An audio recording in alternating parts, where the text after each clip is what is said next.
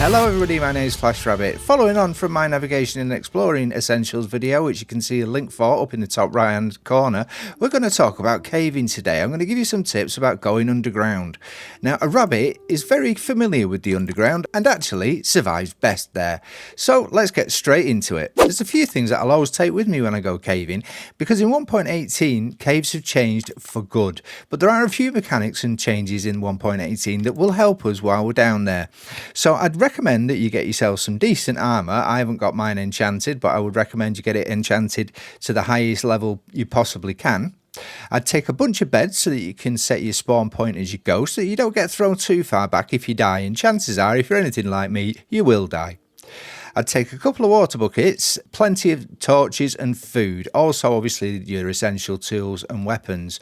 The reason I take 2 water buckets is so I can make myself a permanent water source, because if we just take the middle block like that, it will always refill. Now we can do that as many times as we like as we go along, so we'll always have a permanent water source with us should we need it.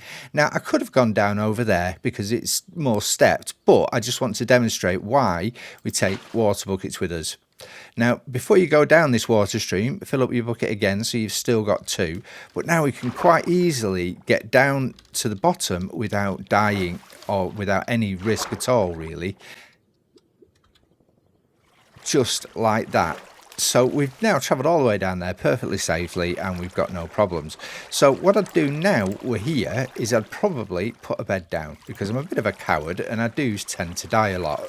Right click on it and you've set your spawn point so that if you do die any further into this cave, you're only going to come back to this point. So you should be able to get back to your gear quite easily before it despawns. Coming down here now, we can get down by stepping and be very careful because you don't want to drop down too far, and collect any ores that you want while you're on your way. Now there's also already some water here for us.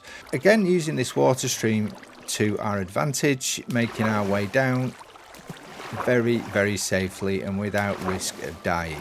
Now in this case we've got down and we're surrounded by deep slate, but quite often you'll come down and you'll be in a big open cave.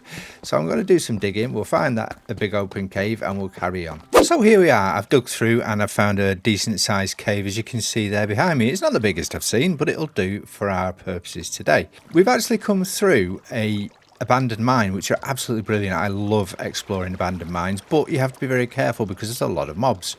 Now it's also a great source of wood and probably many other resources too that will just be here for the picking. Now the way I approach abandoned mines is I put a torch on the left as I'm going into the mine. That way I can follow them to the right to find my way out, because it's very easy to get disorientated in abandoned mines. Now coming into this cave here, the first thing that I would do is put down a bed to set my spawn point in this cave, because if we go off exploring the cave, we don't want to be going all the way back up to the surface to have to come back down, because our gear might despawn by the time we get down here.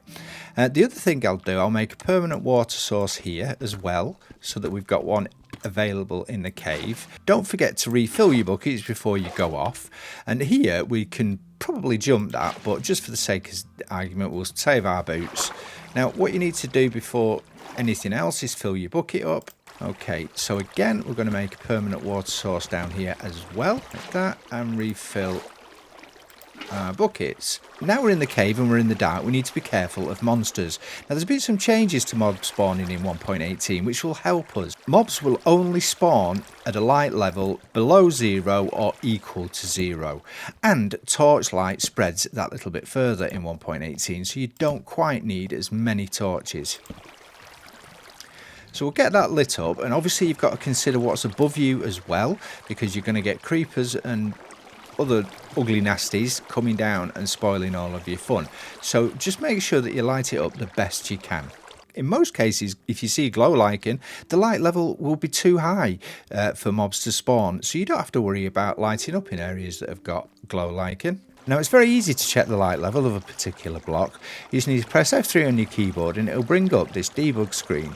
And on the left hand side there you can see it says client light, and that will give you the light level of any given block. So if we're looking at this one, we've got a light level of 14 because we're looking right at the torch, but as we move away from that torch the light level will begin to fall.